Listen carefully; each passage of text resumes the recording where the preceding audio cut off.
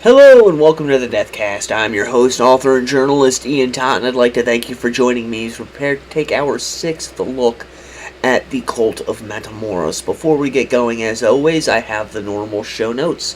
If you'd like to follow me on social media, just search for the Deathcast. If you'd like to help support the show, there's two ways you can do this. First and foremost, you can go to your favorite podcast app, leave a 5-star review, and follow the show.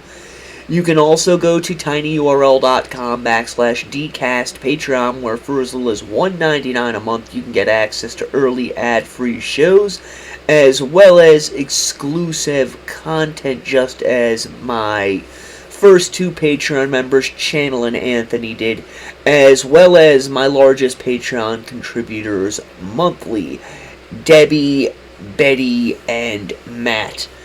Again, that's tinyurl.com/dcast Patreon. Alright, now that all of that's out of the way, find yourself a nice comfy chair, grab something to drink, kick back and relax. I've got my coffee, I've got my cigarettes. Let's go into the crypt! When we left off last week, Mexican authorities had moved in on the Hernandez family. This was in April of 1989.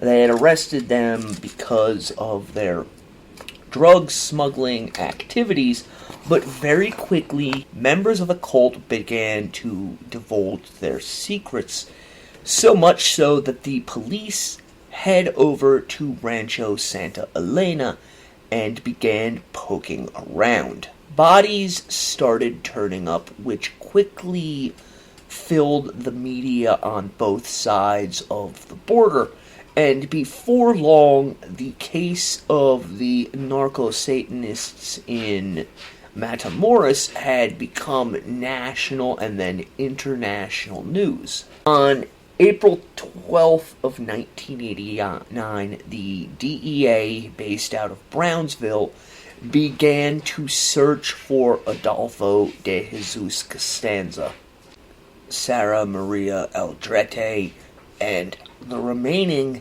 individuals who had fled the area after Little Serafin and company had been arrested.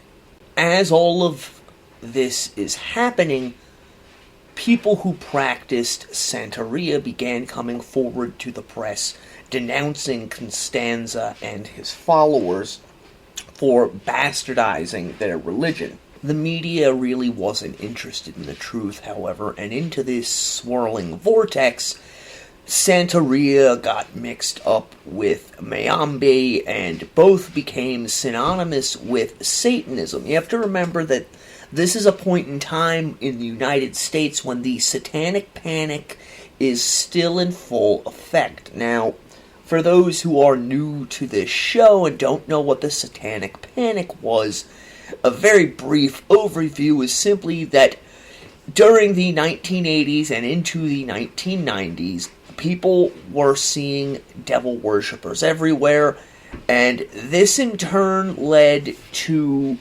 accusations against scores of child daycares across both the United States and Canada, where people were claiming that childhood sexual abuse fueled by Satanism was taking place.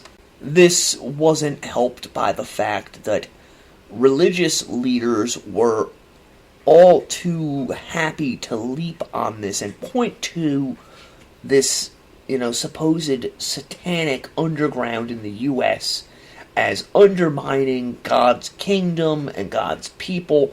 It was really a fucking shit show, to be honest. Now that we have a group of actual Satanists, quote-unquote, they're really ramping it up, trying to pin it on heavy metal music and all sorts of absolute nonsense. From this, stories are going to start flowing about child sacrifice being practiced by Costanza and Sara Aldrete, unfounded stories that are going to be further embellished upon when police get their hands eventually on Costanza's considerable amount of notebooks. where in one of them he talks about sacrificing girls between 1 and 10 years of age to satisfy angry gods. There is no evidence that the narco-Satanists ever sacrificed children. Just as there is not as much evidence as people think there is concerning the cult's practice of watching the movie The Believers. Not long after all of this goes down, it comes out that Sarah Aldrete would use this film, The Believers, which is about black magic, as a way to test potential recruits, asking them if something of this nature is something that they would be interested in learning about, as a way to bind people and get them to come into the cult. We know for a fact that members of the cult had seen this movie, that Sarah Aldrete herself had seen this movie, that some members of the cult were known to discuss this film and how it paralleled their own religion. There is no evidence, however, that Sarah Aldrete used this movie to really manipulate individuals.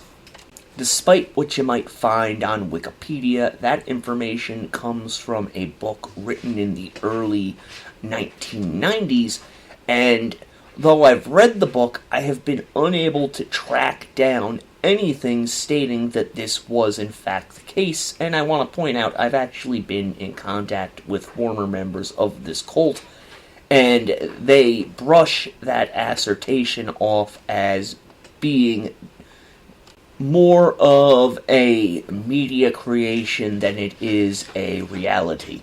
While they did watch the film, for the most part, Sarah did not go out on recruiting missions. Her job simply was to relay Constanza's orders to the Hernandez family and to pass information back to Constanza that would be of concern to him. While there may have been gatherings where this movie was in fact watched, it was not as widespread and revered as media portrayals have made it out to be. Now, the DEA agent who was put in charge of this investigation would later state that while there was supposed to be a massive task force made up of various American law enforcement agencies, the reality was that the DEA was forced to do most of the legwork, as during this point in time, there was bitter rivalries among many of these agencies, especially the DEA and the FBI, along with Customs.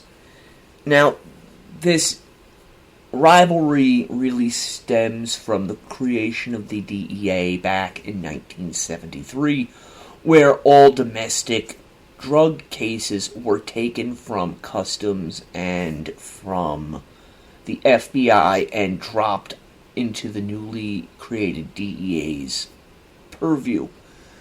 This created a rivalry in these cases that led oftentimes to very limited levels of cooperation.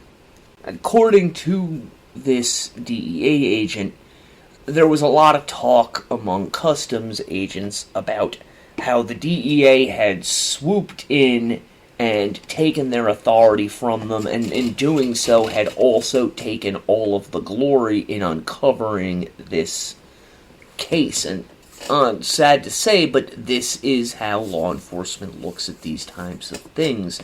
These major cases are a feather in their cap moving forward, so it's understandable to some degree why Customs agents and also the FBI to a lesser degree would feel this way. There's also hard feelings brewing on the other side of the borders, as American authorities start pushing the narrative that it was their search for Mark Kilroy.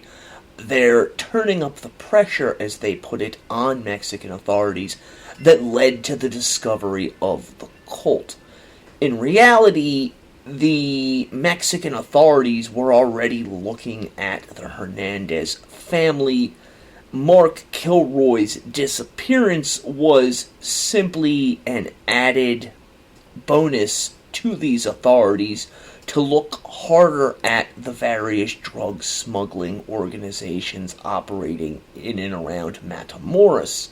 So the reality of the case is that even if American officials had not put pressure on the authorities in Matamoros, more likely than not, this case would have eventually come to light, as authorities now at this point are under a new commandante in Matamoros, who is seen as an incorruptible man that legitimately wants to crack down on the drug smugglers. It's the reason that checkpoints were put up in and around Matamoros in the months preceding the disappearance of Mark Kilroy.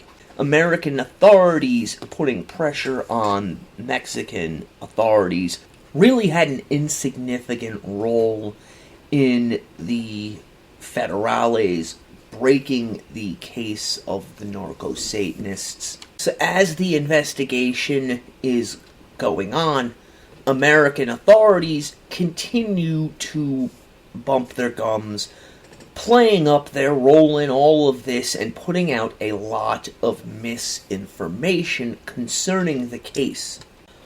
A lot of the things that were misreported and continue to be reported in some areas include accusations of cannibalism, Satanism, which, while practitioners of black magic, the cult of Matamoros was not, the basing of their religion around that movie that we mentioned earlier, The Believers, child sex trafficking, and child sacrifice. And all of this information is going to lead to a number of pretty heated arguments between the federales and DEA agents. Something that members of the American task force found difficult to assuage, as the Mexican authorities rightly felt that the U.S. authorities were taking credit where credit was not due. And this is apparent when the Commandante of the Federales in Matamoros holds a press conference with all of the members of the Hernandez family that he has thus far been able to incarcerate, giving their stories and stating rather bluntly that they were arrested for their drug smuggling activities, as this Commandante reiterates the fact that the search for Mark Kilroy was of little or no significance to the discovery of this cult. During this press conference, a number of the cult members told the gathered international press that they had committed these crimes at the behest of El Padrino, and that it was their religion, and that they had not found their religion from a movie, but rather Constanza had brought it to them. As Elio Hernandez would tell reporters during one of these press conferences, his shirt removed to expose the markings that Constanza had placed upon him, quote, "We were told that the sacrifices would protect us against police, that bullets wouldn't enter our bodies. I blindly obeyed whatever El Padrino ordered."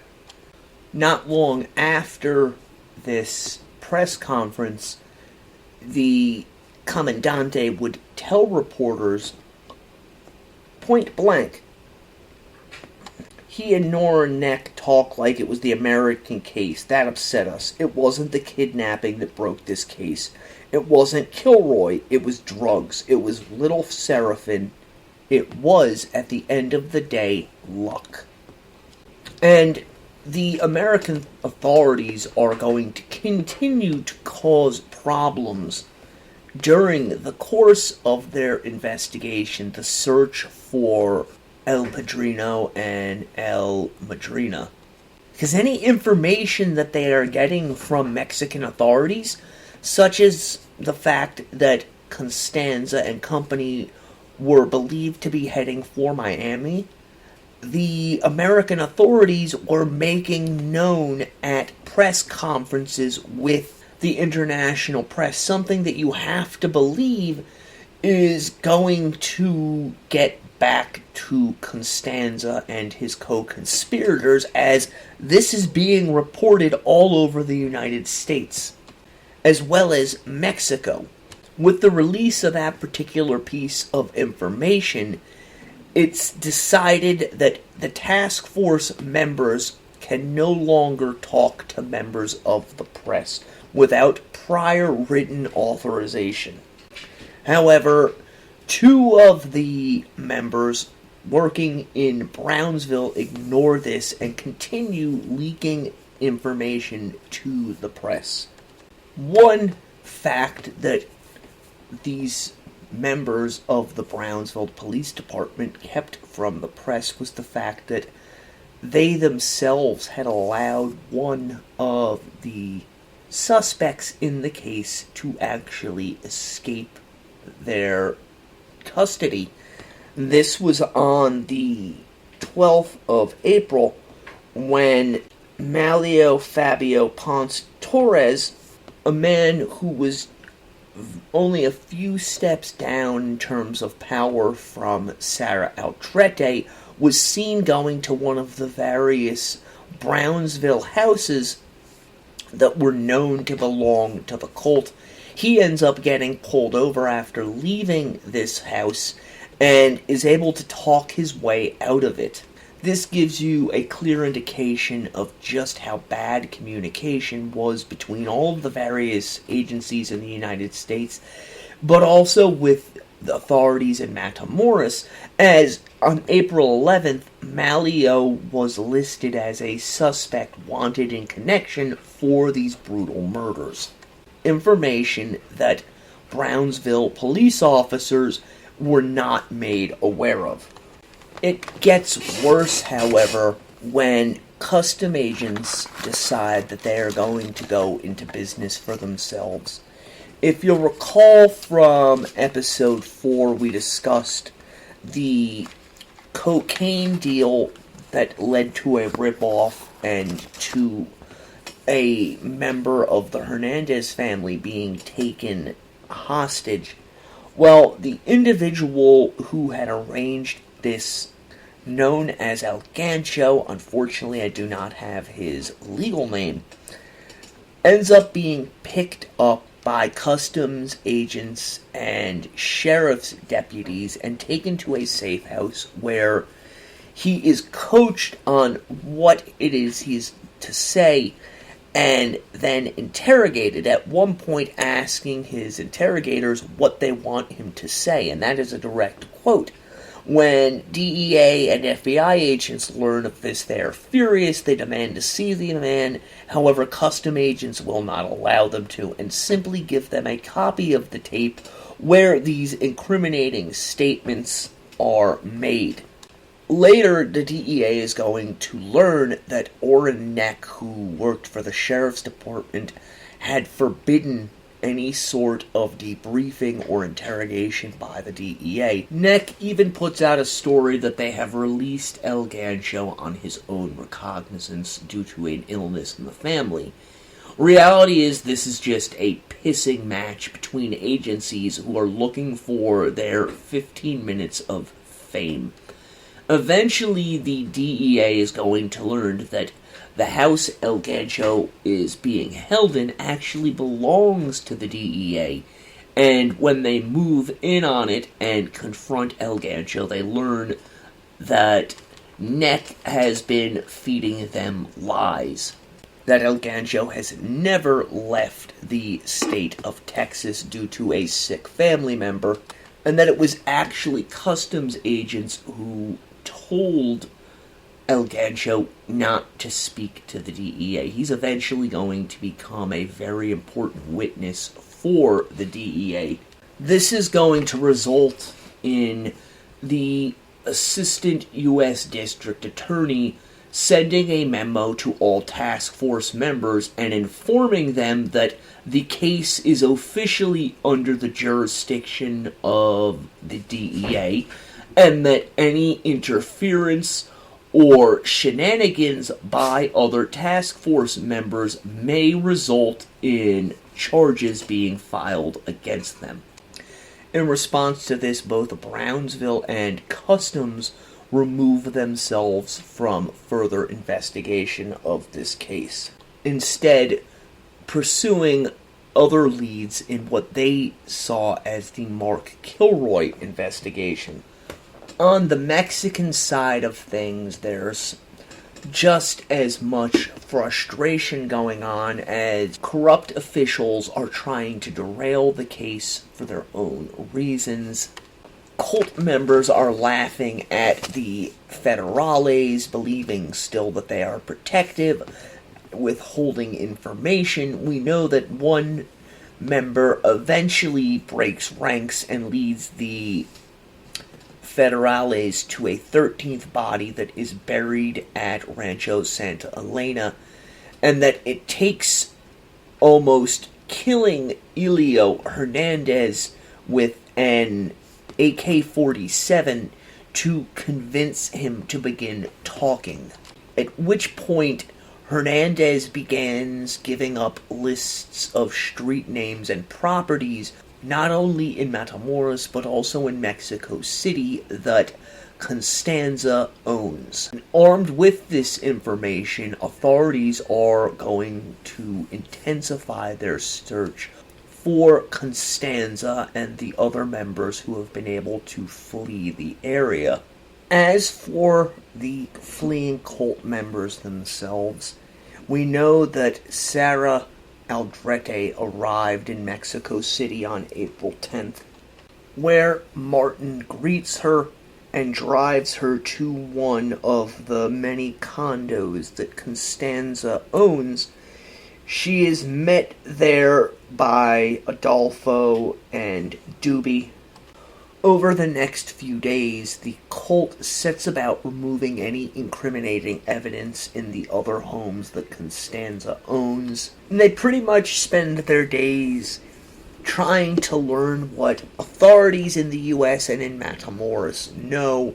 Once they learn the various things that they know, and that it's the beliefs of American authorities that the cult is going to head to Miami, the fugitives begin to relax a little bit.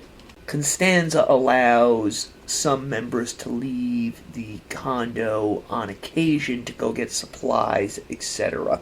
We know that it's around this point in time, at least according to what the cult members would later say, that Sarah learned of how many murders were in fact carried out in Matamoros. However, I have it from other sources that Sarah Aldrete was in fact aware of these crimes and may in fact have been present for a good majority of them. However, that being said, Sarah and the other cult members have always downplayed her participation in the majority of the crimes.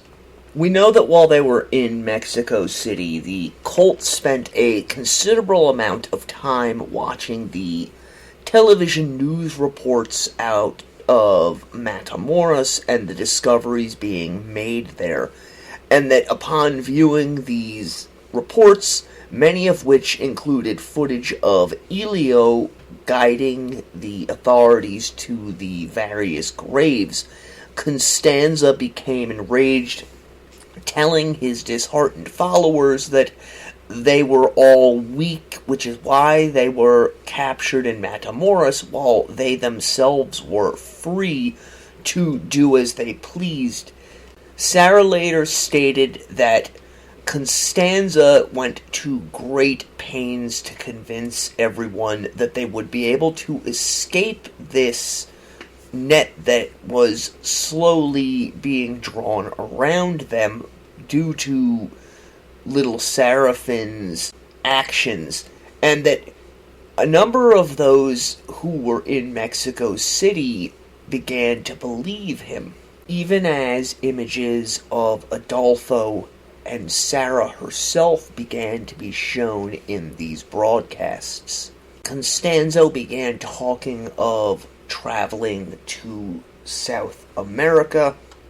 We know that over the course of the next month, Constanza began to reveal bits and pieces of his past to his followers, and it's strange to think that they spent so much time in Mexico City with the police focusing in Matamoros as well as in Miami, giving the remaining cult members ample time to flee the country and follow through on Constanza's idea of going to South America.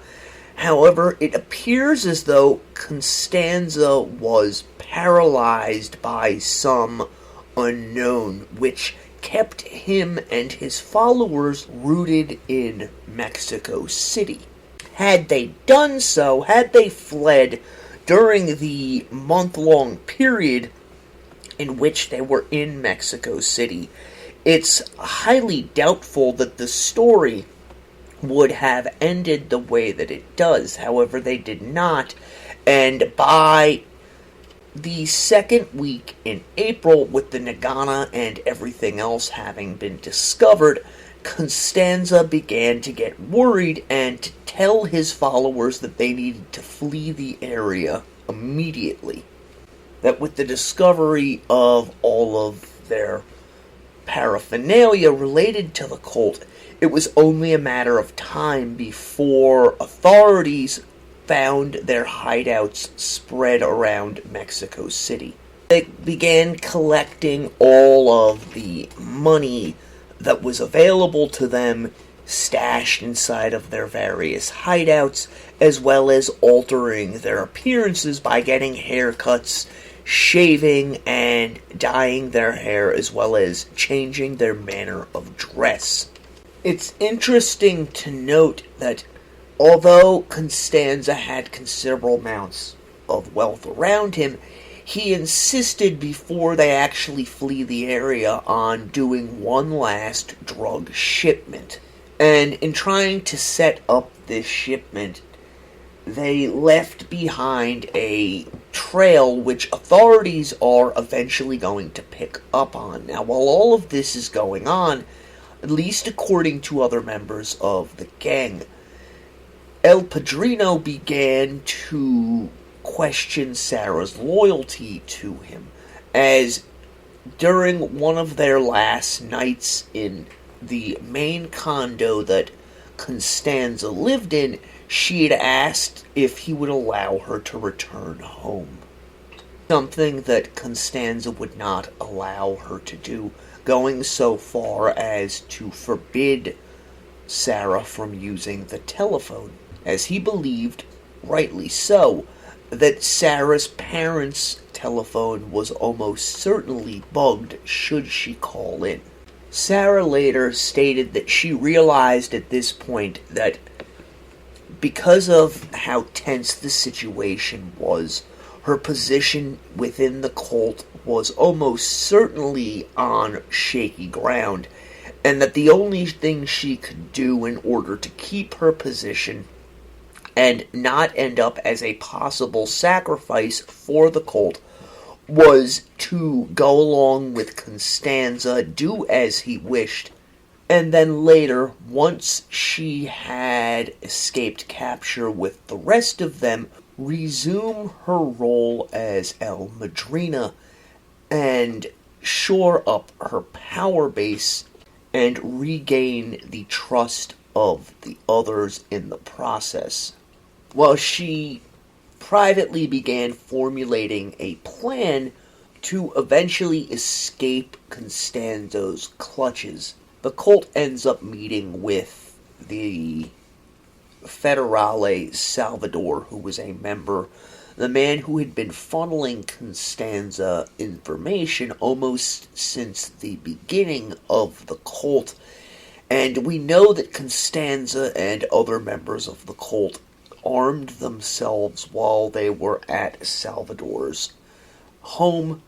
Leaving Salvador's dwelling, the group ends up moving into 2 hotel rooms that were near the airport, where, according to Sarah and other survivors, they continued to track the police's progress.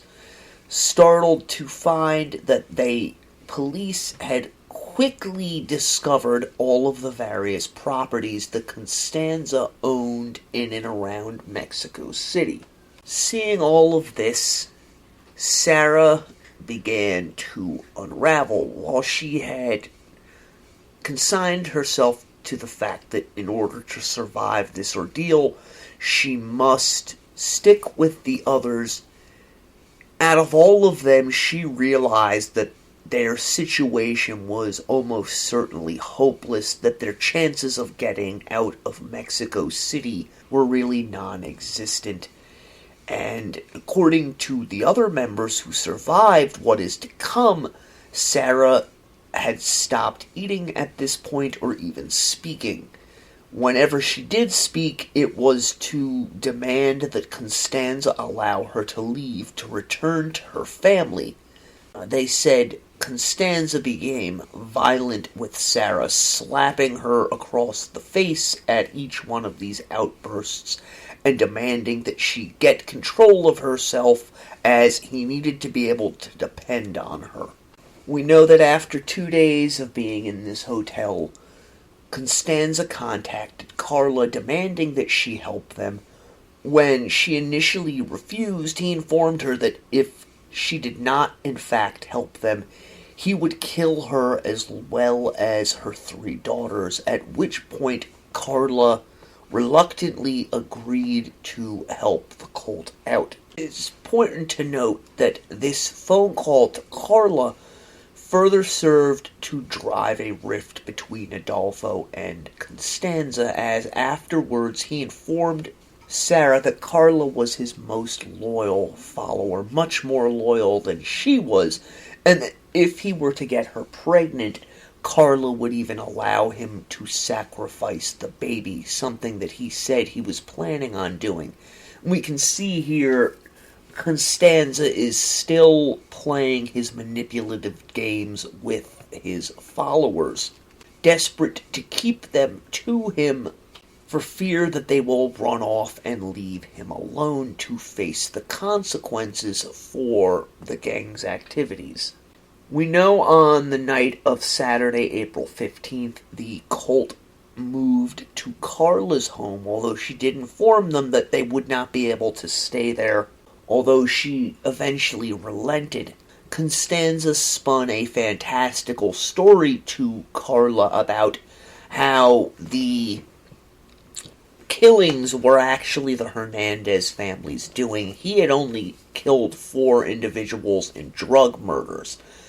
And Carla is said to have remarked upon hearing this story that the people of Mexico had no human rights, and that the government constantly lied to them, which, while almost certainly true, shows you the grasp that Constanza had over his followers, that they would willingly believe the stories that he spun to them, despite evidence to the contrary. Later on that evening, Sarah became incomprehensible, muttering over and over again that none of this could be happening, that she was an honors student, while laughing wildly.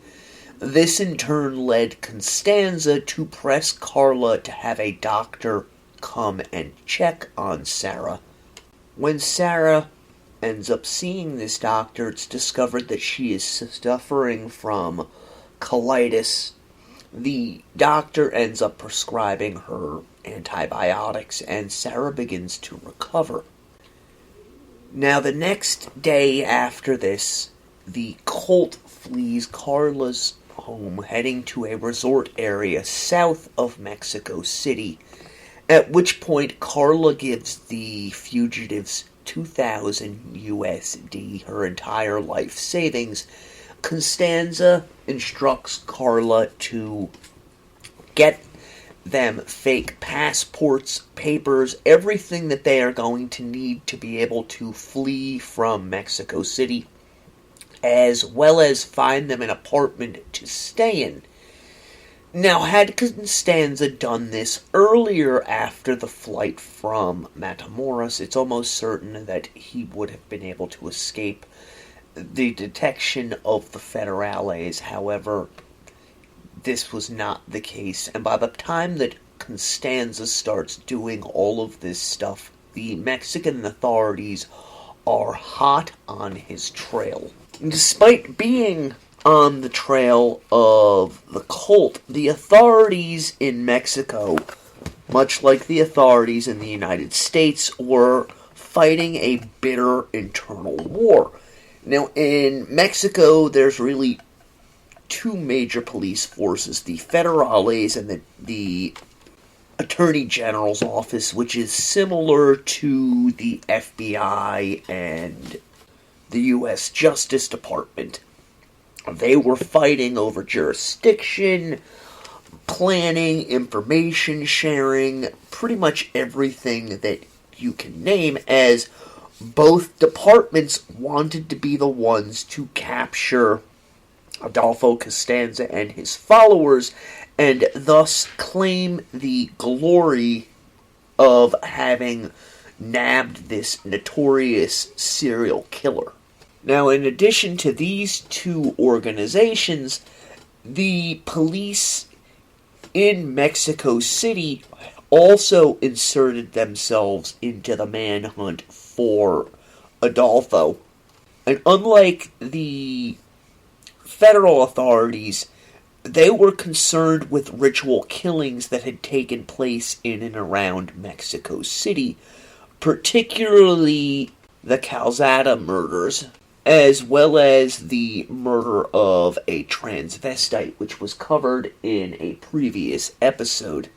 One thing that came of the searches for Constanza was the myth that the cult had taken part in human sacrifice involving children. This was because the authorities found in one of the many homes Constanza had in Mexico City 2 notebooks from when he first arrived in Mexico City, and in one of these notebooks there was a spell for a woman by the name of Rose Maria, where it goes into detail about how she can have a change of head, which is a type of spell, if a 10-year-old girl is sacrificed. There is no evidence to indicate anywhere that the cult of Matamoros ever took part in child sacrifice, and the police were never able to discover whether or not this actually took place, as they were unable to find Rose Maria.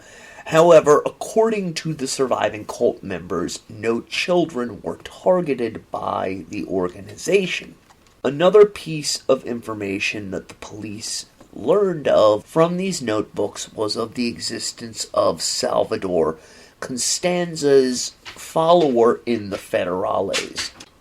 Something else that came of all of this is the destruction of evidence, as the police found the names of many prominent individuals in both the government and in the entertainment industry who had been Constanza's clients over the years. And we know from testimony that agents removed these pages from the diaries that were discovered and destroyed them, later claiming that they never in fact existed. However, again, according to testimony in court, as well as the statements made by Constanza's followers, these people were in fact followers and supporters of Constanza and his magical concerns. On April 14th, police happened to encounter Omar's little sister Teresa, who was tangentially connected to the cult, and through her they begin getting a lot of information concerning the cult, Constanza, as well as their recent movements, telling the authorities that Constanza and crew had gone to Miami, something that the cult found quite humorous, just as they found it humorous when it was reported in local papers that Sarah Aldrete had obviously been murdered by Constanza and his followers after her identification papers were found in one of his homes. It was said that even Sarah herself found this piece of news quite humorous. On Saturday, April 16th, the bodies of Moses Castillo and Hector de la Fuente, the first two individuals Constanza is known to have murdered in Matamoros. If you'll recall, they're the ones that Constanza had coldly shot point-blank range in the head in the orchard, were discovered. On April 17th, old Serafin Hernandez, if you'll recall, he's the older brother that really wanted nothing to do with Constanza, ends up being arrested in Houston. And he quickly admits to being a drug runner, although tells authorities that he was never involved in any of the killing that Constanza and the cult were involved in, as he thought it all bullshit. As for Constanza, he and his followers continued moving south of Mexico City every 3 days, going to a different hotel or cabin, usually within 1 day's drive of Mexico City. Again, it's very possible that had they decided to go further south in Mexico, they more likely than not would have disappeared completely. However, Constanza seemed unable or unwilling to go so far abroad from his home base of operations. On April 18th, Constanza informed his followers that someone has sold them out. All of them assumed it was Sarah, but she protested her innocence to the point that eventually they believed it was her. On Monday, April 23rd, as the gang was hiding out in a cabin in the town of Oxtepec, they watched as authorities exorcised Rancho Elena, setting fire to it and destroying Constanza's Nagana. It was said by his followers that after seeing this, Constanza flew into a rage, emptying a machine gun into the television before setting about destroying their hotel rooms. The following day, Constanza contacted Salvador and learned that the man was not going to set up any sort of drug deal, as he had seen Constanza's magic Nagana destroyed on television, and Salvador informed him that his best course of action was to turn himself in. After this phone call, Constanza made the remaining members of the cult agree to a suicide pact should authorities ever get close enough to capture them. It's at this point that Adolfo Constanza decides they must return to Mexico City. Some have speculated that seeing his Nagana destroyed fractured Adolfo's mind to the point of madness, and that he saw no other way forward for he and his followers except through death, which he believed would happen for them if they went back to Mexico City and put themselves in the lion's maw, as it were. As Constanza makes his way back into Mexico City, one of his followers, Jorge Montes, who, if you'll recall, had been the catalyst for the murder of the transvestite, is discovered by the police after talking to card readers.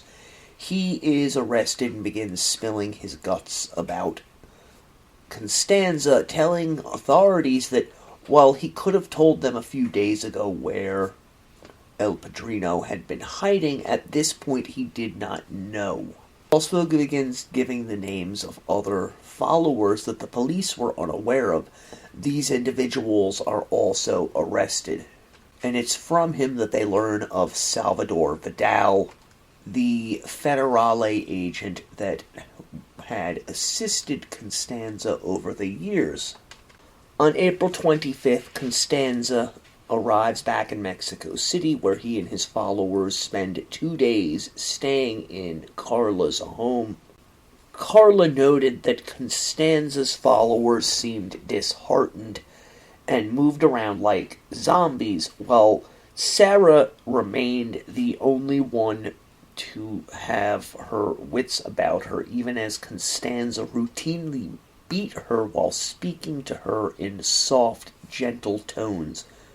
And eventually they find an apartment at 19 Rio Sena, where they move into apartment number 14. The cult moves in on April 27th. We know that on the 2nd of May, Constanza sent Sarah out into the city to meet with a surgeon who was ostensibly going to perform plastic surgery on every member of the cult. Upon speaking to the doctor, Sarah was told that he would not be able to do the surgeries for her, and then instructed not to contact him again. Sarah later said that after this she wandered the city, speaking to policemen here and there, secretly hoping that one of them would recognize and arrest her. However, none of them did. Sarah is also known to have contacted a neighbor of her family's in Matamoros and told them that she had been kidnapped and was being held against her will, but that she will turn herself in soon and return to Matamoros. After which Sarah called the apartment. Constanza was said to be furious with her, believing that she had betrayed him. Sarah explained that the surgeon had turned them down and that she now believed she was being followed. Constanza ordered Sarah to take a cab to the other side of the city and lose the tail before returning back to the apartment building. Upon returning to the apartment, both Carla and Constanza berated Sarah, with Constanza telling Sarah that he would kill her right then and there, except for the fact that her body would make the apartment smell and draw attention to them. On March 6th, Constanza informed his followers that they were going to have to try leaving the country without having the surgery performed. He reasoned that since the story of the cult was no longer in the news or on the papers, people would not recognize them, and so long as they were careful, it would be much easier for them to escape detection and flee the country.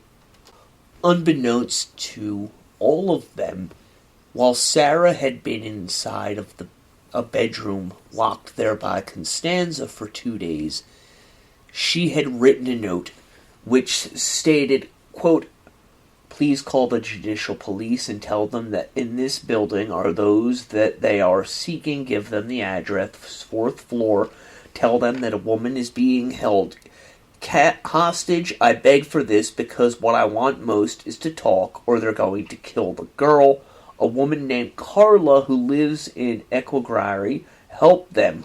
So on that day, May the 6th, Sarah waited until Constanza and the others were deep in conversation concerning their escape plan, And when she was certain that no one was paying attention, she opened the window, got the attention of two men down on the street, and threw the note down to them.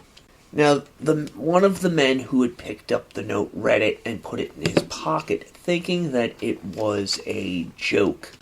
As it would turn out, however, this note is going to get into the hands of authorities, as on this day, May 6th, things are going to come to a head with the cult of Matamoros, but not in the way anyone was expecting. The Mexico City police were investigating the disappearance of a 15-year-old in the neighborhood where Constanza and his cult members were holed up. During questioning of one of this 15-year-old's friends, the police asked a question they had been asking for weeks on end. Had they seen any of the cult members? This had become routine for all of them, as the police were desperate at this point to learn of their location.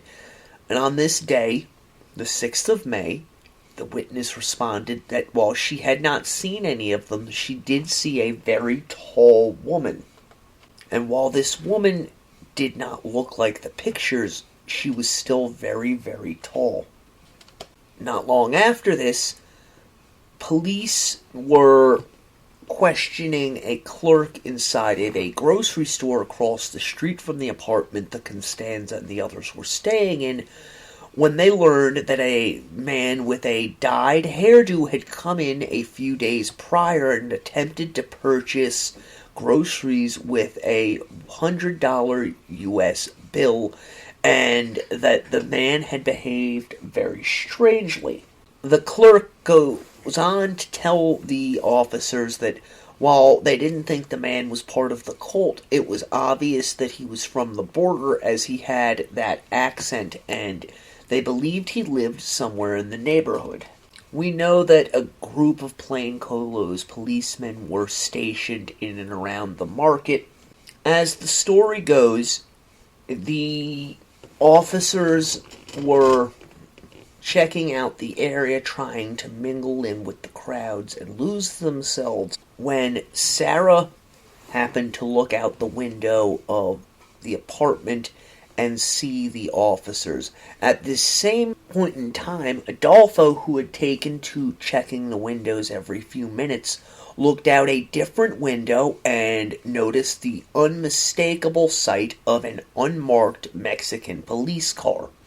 Sarah said that Constanza spun back from the window, screaming, "They're here, this is it, they've come for us," at which point he ordered Martin to get their weaponry before taking an Uzi and flinging open a window, taking aim at one of the officers down on the street. The officer, who happened to be investigating a suspicious-looking vehicle, ends up being cut down by the stream of fire from Adolfo's machine gun. Although he does not die, the other undercover officers take cover as Constanza continues to fire wildly into the street. Eventually, officers are able to pinpoint where the shots are coming from and attempt to return fire, although they are unable to get clear enough of cover to take aim and stop him. Officers quickly come to the realization that the man opening fire on them must be a member of the cult, and radio to headquarters saying, quote, "Suspects believed to be the narco-satanicos." Inside of the apartment, both Sarah and Omar had come completely undone. Realizing that Constanza was going to get them killed, they pleaded for him to allow them to leave, something that Constanza would not allow to happen, while other members of the cult aided El Padrino in his fight with officers down below. As Dubby and Martin continued firing, Constanza began throwing large packets of cash out into the street below, drawing out pedestrians who had been terrified of the gunfire only seconds before, and creating a scene that was described by officials as absolute chaotic pandemonium. At which point Constanza and crew opened fire on the pedestrians. Constanza attempted to make a large propane tank on a building across from the apartment explode by shooting at it. However, when this failed to occur, he ordered Omar to set fire to the remaining supply of funds before returning to shooting at the police. Learning that they only had 2 clips of ammunition for the machine gun left, Constanza decided that they would all have to die. Calling Omar over to him, Constanza and Omar go back into a bedroom where, just before stepping inside, Constanza reminds his remaining followers that it was time for them to all commit suicide, that they needed to remember the pact they had made, and that they would all return, they would be born again. Constanza orders Omar to kill all of them finally himself. Omar refuses, and Martin agrees to do so. According to the survivors, Martin seemed hesitant to do so, at which point Sarah, reasserting herself as El Madrina, barked at them to do it, and to do it now, before she and Omar walked out of the bedroom, leaving Constanza, Martin, and Dubby inside. Sarah ordered Dubby to do as Constanza had said, and according to her, the last she saw of Constanza and Martin, the 2 men were standing inside of a closet together. When the machine gun fire erupted inside of the bedroom, Sarah Maria Drete said that she was overcome with a slew of emotions, at which point she began weeping hysterically.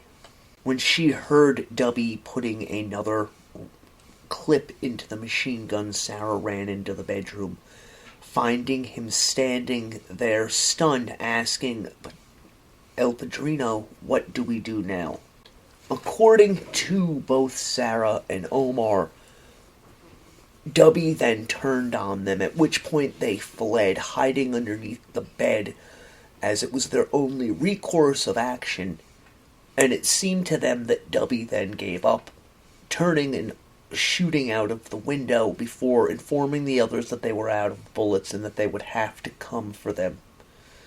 Sarah then climbed from beneath the bed, threw open the windows, and began yelling down at the police, "Don't shoot, don't shoot, I'm going to escape, please don't shoot,"